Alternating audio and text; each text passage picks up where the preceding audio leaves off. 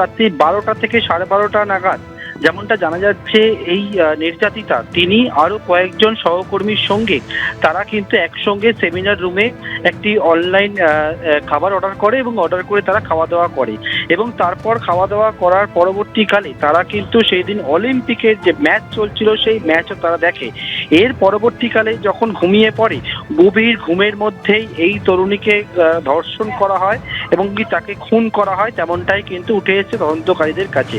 কিভাবে গ্রেপ্তার হলো বা কিভাবে গোটা ঘটনা কিনারা হলো সেই বিষয়ে যেটা জানতে পারছি আমরা, যে ওই দিন রাত্রেবেলা ১২টা থেকে ১২:৩০ নাগাদ খাওয়া দাওয়া করার পর কথাবার্তা বলার পর সেমিনার রুমে এই নির্যাতিতা তিনি ঘুমিয়ে পড়েন এবং ঘুমানোর সময় একটা লাল রঙের একটা চাদর গায়ে চাপা দিয়ে তিনি ঘুমিয়ে পড়েন। এর পরবর্তীকালে রাত্রি ৩টে নাগাদ আর যেমনটা জানা যাচ্ছে যে একজন জুনিয়র চিকিৎসক তিনি যান ওই সেমিনার রুমে একজন রোগীর কিছু সমস্যা হচ্ছিল সেই বিষয়ে কথা বলার জন্য। তখন দেখেন যে ঘুমন্ত অবস্থায় রয়েছে, এমনকি নির্যাতিতার সঙ্গে কথা পর্যন্ত বলেন। এই পরবর্তীকালে কিন্তু গোটা বিষয় পুলিশ মনে করছে সেটা হচ্ছে তারপর তারা এই ৩টে অবধি যে কোনো ঘটনা ঘটেনি সেই বিষয়ে তারা নিশ্চিত হয়ে যায়। এর পরবর্তীকালে যে জানতে পারেন যে ময়নাতদন্তকারী চিকিৎসকের সঙ্গে কথা বলে কখন খুনের ঘটনাটি ঘটেছে, সেই মতো ৩টে পর্যন্ত যখন জানতে পারেন যে খুনের কোনো ঘটনা ঘটেনি বা কোনো রকম ঘটনা ঘটেনি, সবই স্বাভাবিক ছিল। তারপর ৩টের পর থেকে যখন সিসি ক্যামেরার ফুটেজ পুলিশ খতিয়ে দেখতে শুরু করে, এইখানে যে ৪তলা যে জায়গায় এই সেমিনার হলটা রয়েছে সেখানে দুটো এন্ট্রি পয়েন্ট রয়েছে, একটা পিছন দিকে এবং একটা সামনের দিকে। পিছন দিকের যে গেট সেই গেটটা রাত্রিবেলা বন্ধ থাকে। সামনের দিকের যে গেট রয়েছে লিফট থেকে বেরিয়েই করিডোর রয়েছে, সেই করিডোরের সামনে একটা সিসি ক্যামেরা লাগানো রয়েছে। সেই সিসি ক্যামেরাতে দেখা যায় যে কে কে ভেতরে ঢুকছে বা বেরোচ্ছে সেই সম্পর্কিত বিষয়।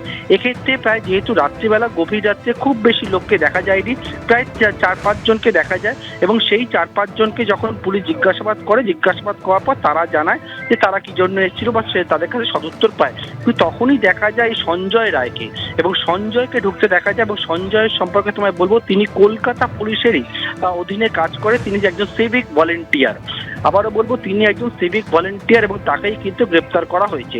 সঞ্জয়কে এর পরবর্তীকালে দেখা যায় এবং তারপর সঞ্জয়কে যখন জিজ্ঞাসাবাদ করে সঞ্জয় কিন্তু কোনো রকমভাবে কোনো সদুত্তর দিতে পারেনি।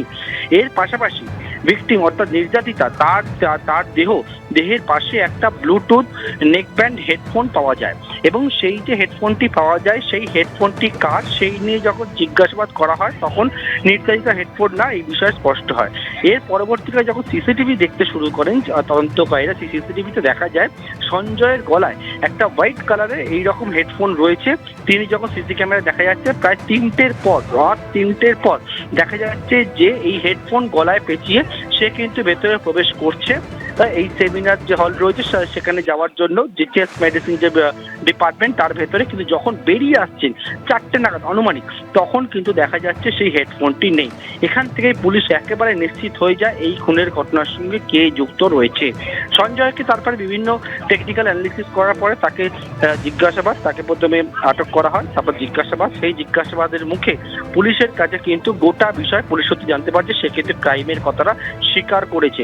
গভীর ঘুমের মধ্যে যখন ছিল নির্যাতিতা তখনই কিন্তু তার উপরে এইরকম পাশবিক যে অত্যাচার নির্যাতন সেই নির্যাতন চালানো হয়েছিল এবং তারপর তাকে খুন করা হয় এবং খুন করে সে কিন্তু পালিয়ে যায়। ইতিমধ্যে একাধিক তথ্য সামনে আসছে, সঙ্গে থাকো পার্থপ্রতিম। এবং এখনো পর্যন্ত যেটা জানা যাচ্ছে, নতুন যে তথ্য উঠে আসছে, কলকাতা পুলিশের অধীনেই কাজ করত এই সঞ্জয় রায়, যিনি সিভিক ভলেন্টিয়ার বলে জানা যাচ্ছে। খুন এবং ধর্ষণের অভিযোগে গ্রেফতার করা হয়েছে সঞ্জয় রায়কে, যিনি সিভিক ভলেন্টিয়ার বলে জানা যাচ্ছে। গতকাল রাত ২:৩০টার পর থেকে যে সিসিটিভি ফুটেজ খতিয়ে দেখা হয়েছে সেখানে দেখা গিয়েছে দোতলা এবং ৩তলার কাছে ঘোরাফেরা করতে, এবং যে কয়েকজনকে দেখা গিয়েছিল তাদের জিজ্ঞাসাবাদ করে সদুত্তর মিললেও এই সঞ্জয় রায় তিনি কিন্তু সদুত্তর দিতে পারেননি। তিনি পুলিশকে প্রাথমিকভাবে জানিয়েছিলেন যে রোগীর পরিবারের সঙ্গে দেখা করতে তিনি গিয়েছিলেন, কিন্তু যখন এই বিষয়ে আরো জিজ্ঞাসাবাদ করা হয় তখনই প্রকৃত তথ্য সামনে আসে। তবে যে খবর আপনাদের জানাচ্ছি, যে ব্যক্তিকে গ্রেফতার করা হয়েছে অর্থাৎ সঞ্জয় রায়, তিনি কলকাতা পুলিশের অধীনে কর্মরত সিভিক ভলেন্টিয়ার বলে জানা যাচ্ছে। সঞ্জয় রায়, তার এই পরিচয় সামনে আসছে, তিনি কলকাতা পুলিশের অধীনে কাজ করেন এবং একজন সিভিক ভলেন্টিয়ার বলে জানা গিয়েছে। আরো একবার কথা বলবো, পার্থপ্রতিম ঘোষ আমাদের প্রথম থেকে রয়েছেন। পার্থপ্রতিম, এই সঞ্জয় রায়, তার সম্পর্কে আর কি তথ্য পুলিশের হাতে? যান্ত্রিক কারণে যোগাযোগ বিচ্ছিন্ন হয়েছে, আরো একবার যোগাযোগের চেষ্টা করব। গ্রেফতার করা হলো সিভিক ভলেন্টিয়ার সঞ্জয় রায়কে। সঞ্জয় রায়, যাকে আরজিকর হাসপাতালের মহিলা চিকিৎসককে ধর্ষণ এবং খুনের ঘটনায় গ্রেফতার করেছে পুলিশ। ইতিমধ্যেই সেই সঞ্জয় রায়, তিনি একজন সিভিক ভলেন্টিয়ার বলে জানা গিয়েছে। ছেঁড়া ব্লুটুথ হেডফোনের সূত্র ধরে তাকে গ্রেফতার করা হয়। ছেঁড়া হেডফোনে হাত করা, অর্থাৎ যে সিসিটিভি ফুটেজ খতিয়ে দেখা হয়েছে সেখানে এই সঞ্জয়কে দেখা গিয়েছে তার গলায় একটি ব্লুটুথ হেডফোন ছিল এবং ভোর 4টের পর যখন সিসিটিভি ফুটেজ খতিয়ে দেখা হয় তখন দেখা যায় সেটি আর তার গলায় নেই। আর এই জায়গা থেকে কিন্তু পুলিশ অনেকটা নিশ্চিত হয়। এই সঞ্জয় রায় সম্পর্কে এখনো পর্যন্ত যে নতুন তথ্য উঠে আসছে, তিনি সিভিক ভলেন্টিয়ার, অর্থাৎ কলকাতা পুলিশের অধীনে এই কাজ করতেন ধৃত এই সঞ্জয় রায়। আরো একবার যোগাযোগ করতে পেরেছি, পার্থপ্রতিম ঘোষ প্রতিনিধি রয়েছেন। পার্থ, তবে সঞ্জয় রায় তিনি কিন্তু একেবারে কলকাতা পুলিশের অধীনে কর্মরত সিভিক ভলেন্টিয়ার, এবং সিভিক ভলেন্টিয়ার হিসেবে সে কাজ করত। এবং হাসপাতালের মধ্যে গত পরশুদিন রাত্রিবেলা হাসপাতালের মধ্যে কিন্তু সঞ্জয় রায় সে কিন্তু গিয়েছিল এবং যাওয়ার পরে হাসপাতালে বিভিন্ন জায়গায় সে থাকছিল, ঘোরাঘুরি করছিল এবং সেখান থেকে বেরিয়ে হাসপাতাল সংলগ্ন জায়গায় সেখানে কিন্তু সে নেশা করতে যায় বলে জানা যাচ্ছে।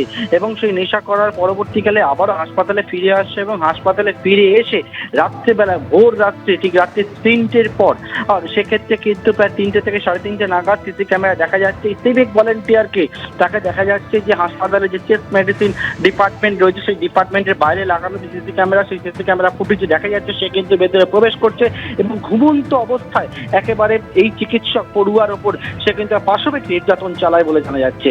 এবং তার পরবর্তীকালে সে নিজেকে বাঁচার জন্য সেক্ষেত্রে খুন করে এবং খুন করে বাইরে বেরিয়ে আসে। এবং এই সঞ্জয় সম্পর্কে যে তথ্য এখনো পর্যন্ত উঠে আসছে যে কলকাতা পুলিশের সিভিক ভলেন্টিয়ার কিন্তু একটি ওয়েলফেয়ার, সেই ওয়েলফেয়ারের আন্ডারে সে হচ্ছে, তার কাজ ছিল হচ্ছে হাসপাতালে যে সমস্ত রোগীরা ভর্তি থাকে তাদের সম্পর্কে খোঁজ খবর নেওয়া, সেই সম্পর্কে দেখা। এবং সেই জন্য কিন্তু আরজিকর হাসপাতালে সে কিন্তু যাতায়াত করত। এবং সেই ক্ষেত্রে যখন যাতায়াত করত কিন্তু কোনো রকম ভাবে পুলিশ বলছে ভোর 4টে নাগাদ বা 3টের পরে যে রোগীর সম্পর্কে খোঁজ খবর নিতে যাওয়া কোনো কথা না। সঞ্জয় একেবারে পুলিশ বারবার করে কলকাতার পুলিশ কমিশনার তিনি বলছেন ক্রিমিনাল মাইন্ডেড। এবং তার মোবাইল থেকেও বেশ কিছু এমন ভিডিও বা তথ্য পুলিশের কাছে উঠে এসছে সেখান থেকে মনে করা হচ্ছে যে একজন ক্রিমিনাল। এবং তার পরবর্তীকালে এই সিভিক ভলেন্টিয়ারকে গ্রেফতার করা হয়েছে এবং সিভিক ভলেন্টিয়ারের যোগসাজশ এই ঘটনায় স্পষ্ট হয়। পুলিশ জানাচ্ছে এখনো পর্যন্ত যে গোটা খুন এবং ধর্ষণের ঘটনাটি ঘটেছে সেই ঘটনায় কলকাতা পুলিশের কর্মরত সিভিক ভলেন্টিয়ার সঞ্জয় রায়, তার কিন্তু ইনভলভমেন্ট একেবারে স্পষ্ট হয়েছে। এবং ঘটনার পর পুলিশ কিন্তু গতকাল রাতভর এই তদন্ত চালায় এবং সেই তদন্ত চালাবার পর এই সঞ্জয় রায়কে গ্রেপ্তার করেছে এবং তাকে আজকে আদালতে পেশ করছে পুলিশ।